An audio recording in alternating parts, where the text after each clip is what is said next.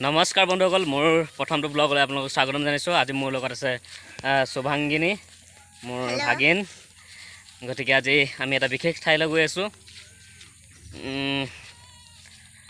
আমি গৈ আছোঁ বৰদৈ বিলমুখ, যিটো পক্ষী উদ্যানটো হয়তো আপোনালোকে কিতাপতে পঢ়িবলৈ পাইছে বা দেখিবলৈ পাইছে, কিন্তু আজি মোৰ ভিডিঅ'ৰ জৰিয়তে আপোনালোকক সাক্ষাৎ কৰাবলৈ লৈ গৈ আছোঁ।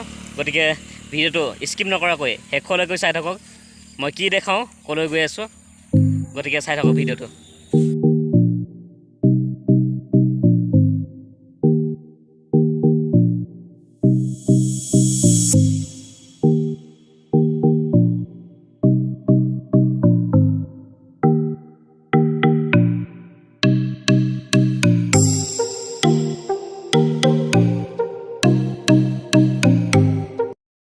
মই আহি পালোহি আৰু 1 কিলোমিটাৰমান আছে। এইডোখৰৰ পৰা ভিডিঅ' কৰি যাব পৰা নহ'ব, যিহেতু মই অকলে আহিছোঁ। গতিকে শেষলৈকে চাই থাকক ভিডিঅ'টো। যিটো মই পক্ষী উদ্যানৰ বিষয়ে কৈ আছিলোঁ, মই আহি সেইটো পক্ষী উদ্যানৰ ওচৰ পালোহি। আপোনালোকক দেখাম এতিয়া মই ওচৰৰ পৰা। এইটো মোৰ বেক চাইডে দেখিছে, এটা সুন্দৰ পৰিৱেশত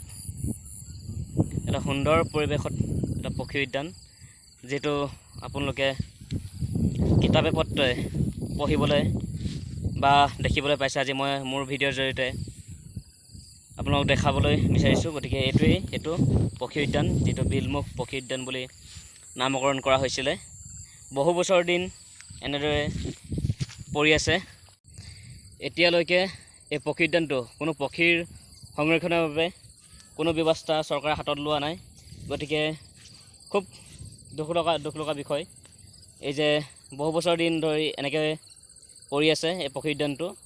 সেই দূৰৈত হয়তো দেখিবলৈ এতিয়া নোৱাৰে চাগে, এখন বিল আছে, তাত অবৈধভাৱে মাছ ধৰি আছে।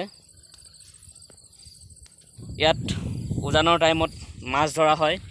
সেই মোৰ পিছফালে থকা বিলখনতে অবৈধভাৱে মাছৰ ব্যৱসায় চলে। গতিকে চৰকাৰে এনেকুৱা সৰু সুৰা কিছুমান কথাও বিবেচনা কৰি চাব লাগে।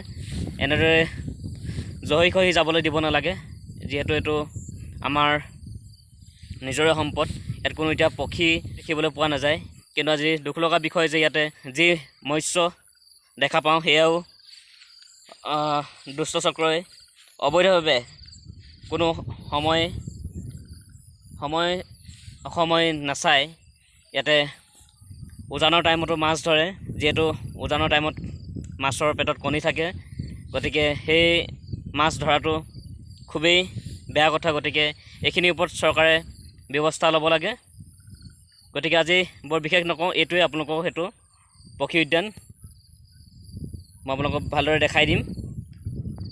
গতিকে কথাটো মই কিমানখিনি ক'ব পাৰিছোঁ নাজানো। আপোনালোকে যদি ভিডিঅ'টো চাই কমেণ্ট কৰিব, এই পক্ষী উদ্যানটোৰ ব্যৱস্থা ল'ব লাগে নে নালাগে। গতিকে মোৰ দৃষ্টিত ল'ব লাগে, যিহেতু এনেকৈ বহুত বছৰ ধৰি পিনে জহি খহি গৈছে, কোনো ইয়াত ব্যৱস্থা নাই। থাকিলে অনুৰোধো কৰিলোঁ।